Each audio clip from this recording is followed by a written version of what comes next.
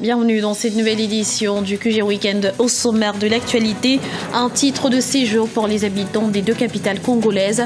Telles sont les conclusions de la commission mixte mise en place par Kinshasa et Brazzaville concernant les flux migratoires entre les deux pays. La lutte contre la corruption est une priorité nationale en Mauritanie. Acteurs politiques et membres de la société civile sont appelés à s'impliquer davantage dans ce combat. Et puis, intensification de la lutte contre la commercialisation de produits périmés ou contrefaits en Guinée. Plus de 1000 tonnes de produits non conformes ont été saisies par l'Office de contrôle qualité en 2014.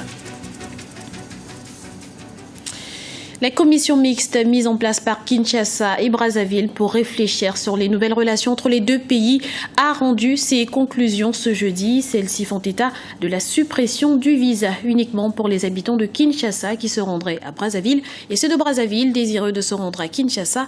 Explication avec Marina Vanier. Un titre de séjour désormais entre les deux Congos, une mesure qui s'applique uniquement pour les habitants de Kinshasa qui se rendraient à Brazzaville et ceux de Brazzaville désireux de se rendre à Kinshasa.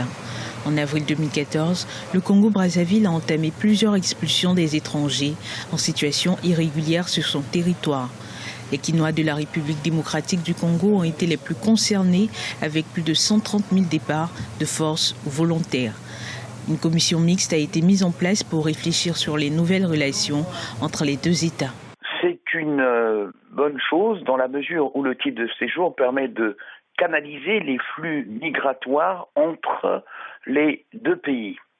Quelle que soit la proximité géographique de ces deux pays, les deux pays sont souverains et chacun des pays, que ce soit le Congo-Brazzaville ou la République démocratique du Congo, a besoin de savoir quels sont les flux qui entrent et qui sortent de son territoire. Le gouvernement congolais avait accusé les personnes expulsées de Brazzaville d'être responsables des tirs et violences qui ont secoué un camp militaire le 22 juillet 2014. Depuis, les rapports se sont détériorés entre les deux capitales les plus rapprochées du monde. Quant à dire que ça va régler définitivement les problèmes, je pense que non, dans la mesure où ce n'est qu'une mesure transitoire et que le fond du dossier ou des dossiers entre les deux pays devront être réglés politiquement. La crise entre les deux États a entraîné l'interruption du commerce sur le fleuve Congo suite à l'imposition des visas de circulation sur les deux rives en mai dernier. Aussi, des divergences subsistent quant au contentieux sur les biens perdus et les violences qui avaient accompagné les expulsions.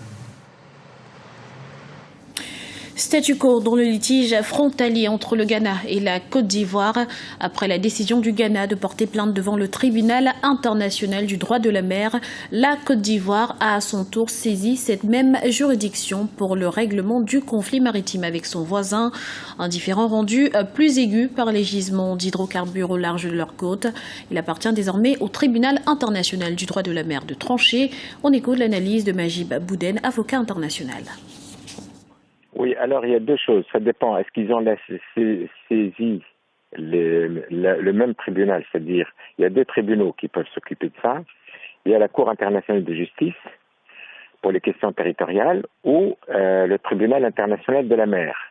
Donc il faut vérifier lequel des tribunaux a été saisi. Et ça n'a pas le même impact. C'est pas du tout la même démarche. Deuxièmement, si les deux ont saisi, il y aura deux affaires qui vont être jointes.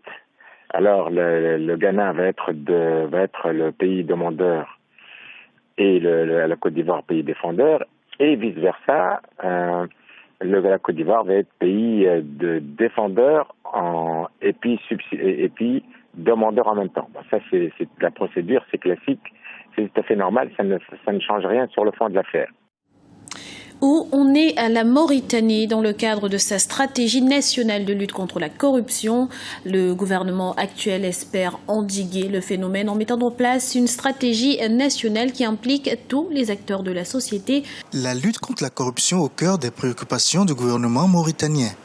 Doté récemment d'une stratégie nationale de lutte contre la corruption, l'État mauritanien entend aujourd'hui endiguer le phénomène en punissant tous les auteurs de faits de corruption et d'enrichissement illicite. Le Parlement, les acteurs politiques de tous bords ainsi que la société civile sont aujourd'hui appelés à s'impliquer dans cette lutte. De mon point de vue, il y a des dispositions et que l'État, en réalité, a eu déjà des poursuites. Et déjà les gens qui ont remboursé l'argent, cela veut dire que le phénomène existe.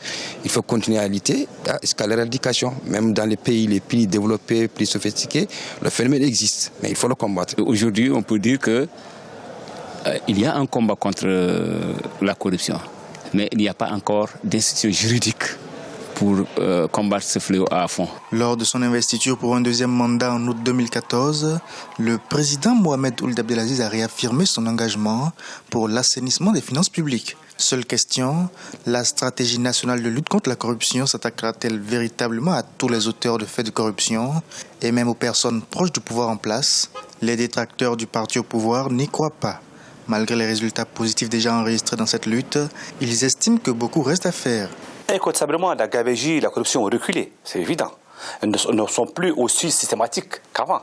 Mais n'empêche que les détracteurs du pouvoir actuel disent que si elles ont été pas totalement éradiquées, elles ont été largement diminuées. Elles sont désormais circonscrites à un cercle fermé des gens qui profitent de cette situation-là. Rien qu'à voir le policier qui est sur la route, les gendarmes, le fonctionnaire qui doit signer un papier, le haut fonctionnaire qui doit attribuer un marché. En fait, tout le monde baigne un peu dans cette mare-là, malheureusement. Afin de briser le cercle vicieux de la corruption, la Mauritanie entend aujourd'hui engager une campagne d'envergure où tous les citoyens, de l'administration publique au secteur privé en passant par le secteur informel, seront appelés à assumer leurs responsabilités face au processus de la bonne gouvernance. La lutte contre la corruption pourrait également être introduite dans les programmes scolaires et universitaires afin de sensibiliser très tôt les plus jeunes. Dans l'actualité également, intensification de la lutte contre la vente de produits périmés et contrefaits sur les marchés guinéens. Près de 5000 sacs de riz ont été saisis cette année par les autorités en charge du contrôle qualité. Une lutte à laquelle s'associe l'association des consommateurs. Voyez ce reportage de notre correspondant Mohamed Lamine Solano. La chasse aux produits périmés renforcée en Guinée. Pendant que les produits alimentaires à bon marché attirent de plus en plus de consommateurs, surtout les ménages à petit budget. Le gouvernement envisage d'intensifier la sensibilisation sur l'hygiène alimentaire, renforcer les contrôles sur les étals des commerçants et traquer les vendeurs de produits avariés et périmés pour assainir le marché local. J'ai aussi fait en sorte que tous les acteurs soient associés à l'opération. Nous avons arraisonné plus de 200 tonnes de farine fortifiée mais avariée. Et donc, ce stock important de farine se trouve actuellement dans un magasin scellé et nous sommes en train de procéder à la mise en place d'une commission d'incinération. Pour l'année 2014, plus de 1000 tonnes de produits périmés ont été saisis par l'Office de contrôle de qualité et une quantité importante d'articles non conformes retirés du marché.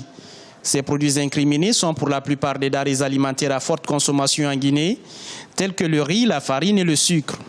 Peu connus du grand public, l'Association de défense des consommateurs s'implique dans la chasse aux aliments avariés. La synergie avec les autorités renforce le dispositif de traque des vendeurs de produits périmés. Nous avons eu l'honneur d'avoir l'autorisation d'installer un observatoire des consommateurs au port autonome de Conakry.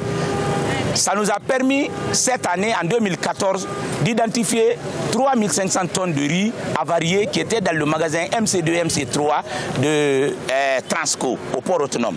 Ça nous a permis d'alerter les autorités et les autorités ont pris les dispositions et ça nous a beaucoup soulagés. Avariés et contrefaits, ces produits constituent une menace réelle de santé publique selon les spécialistes. L'Office de contrôle de qualité a déployé en début d'année près de 700 inspecteurs de contrôle qualité sur tout le pays. Objectif des initiateurs, renforcer les contrôles dans les marchés pour protéger les populations des produits impropres à la consommation. Du sport pour clôturer cette édition, focus sur le match TP Mazembe US Sétif qui se joue ce dimanche. Un match retour pour le compte des demi-finales de la Ligue des Champions Orange. Le tout-puissant Mazembe espère faire oublier la défaite en Algérie 2-1. L'objectif est également d'arracher un ticket de qualification pour la finale, une mission qui s'annonce difficile au vu des bons résultats enregistrés par le club algérien à l'extérieur. On écoute à ce propos Mohamed Traoré, éditorialiste. Surtout le TP Mazembe, on se rappelle au match aller, il y a eu beaucoup de problèmes au niveau de Sétif. Donc je pense qu'ils auront beaucoup envie de de renverser la vapeur chez eux, et d'autant plus que le score n'était pas aussi désavantageux pour le TP Mazembe. De l'autre côté aussi, bon, le club Facien et le Vita Club, c'est un peu plus équilibré de ce niveau-là, parce que Vita Club, c'est la première fois ces dernières années qu'ils arrivent à ce niveau-là. Donc je pense que ça va être un peu compliqué, mais bon, on espère qu'ils auront la chance de l'équipe à domicile. Ils seront à leur première grande compétition, et surtout c'est la première fois qu'ils atteignent ce niveau-là. Et c'est toujours difficile pour ce type d'équipe-là par rapport à leur réaction sur les matchs retour surtout. Donc même si sur le match aller, ils avaient un léger avantage, je reste quand même réservé sur leur chance pour la finale. Mais bon, ça reste un match de 90 minutes. Ce sont des joueurs quand même qui sont très dynamiques, qui semblent avoir beaucoup plus suivi les recommandations de leur coach en tout ce qui concerne collectif et travail physique pendant les matchs. Donc ça pourrait les aider, mais il ne faut pas oublier que c'est une équipe très jeune à ce stade de compétition. Nous vous remercions pour votre fidélité. Retrouvez dans un instant une nouvelle édition du QG Weekend sur Africa 24.